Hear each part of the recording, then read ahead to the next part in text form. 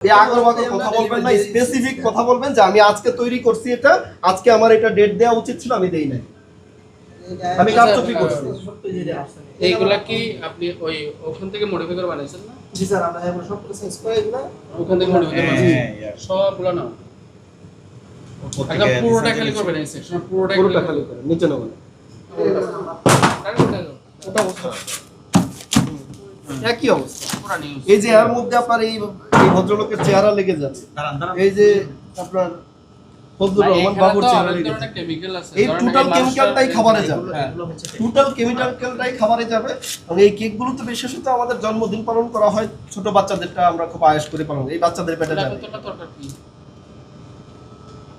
হ্যাঁ না, অপরাধ তো মানে যে এভিডেন্স নষ্ট করার মতো আমার সামনে করতেছে, আলামত নষ্ট করছে।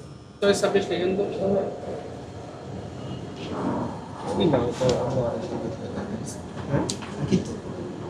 আপনাকে ইংলিশে লিখতে হচ্ছে।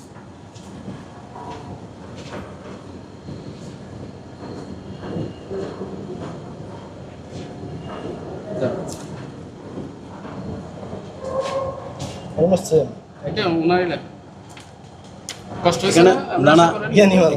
এখানে আমাদের যিনি সুপারভাইজার আছেন উনি সবসময় এক্সপেক্টেড বানানোর পর এক্সপেক্টেড দেয় কখন বানাইছে কখন বানাইছে। সুপারভাইজারকে উনি লাঞ্চে গেছে এখন আসেনি। মধুবন যে মিষ্টি অ্যান্ড সুইটস যে প্রতিষ্ঠানটি রয়েছে আর কি, মিষ্টি উৎপাদনকারী প্রতিষ্ঠান, সেখানে এসেছি। এখানে অত্যন্ত অপরিষ্কার অপরিচ্ছন্ন পরিবেশ, নিম্নমানের খাবার উৎপাদন, তারা যে ধরনের তেল ব্যবহার করছে পোড়া তেল, যা স্বাস্থ্যের জন্য অত্যন্ত ক্ষতিকর, এবং সেই তেলের তলানিতে আমরা পলিথিন সহ অন্যান্য বজ্র পদার্থ পেয়েছি। তাদের প্রোডাকশন এরিয়াতেও আমরা অনেক বজ্র পদার্থ পেয়েছি।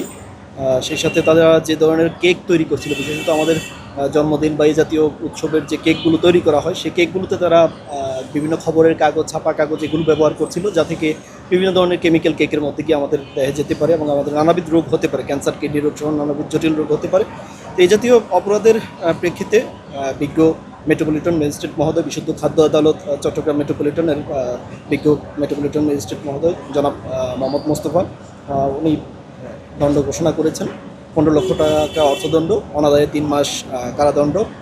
এই প্রতিষ্ঠানটি এই ধরনের বিচারিক কার্যক্রমে আওতায় আনা হয়েছে। এর আগে আমরা একটি প্রতিষ্ঠানে গিয়েছিলাম, ময়মনসিংহ গ্রুপ প্রতিষ্ঠানে, সেখানে আমরা তাদের যে রেফ্রিজারেটর দেখেছি, সেই রেফ্রিজারেটরে মেকানিক্যাল লিক ছিল, যেখান থেকে পানি পড়ছিল, যে পানিটা দইয়ের মধ্যে পড়ছে, সেই দইগুলো যে পানি পড়াতে একটু নষ্ট হয়ে গেছে আর কি। তো এই যে কাজগুলো হয়েছে, সেখানেও এই অপরিষ্কার অপরিচ্ছন্নতার বিষয় ছিল কিছু। এই বিষয়ের প্রেক্ষিতে সেখানে 5 লক্ষ টাকা জরিমানা ধার্য করা হয়েছিল এবং জরিমানা আদায় হয়েছে। বড়টা মুড়িয়া দেন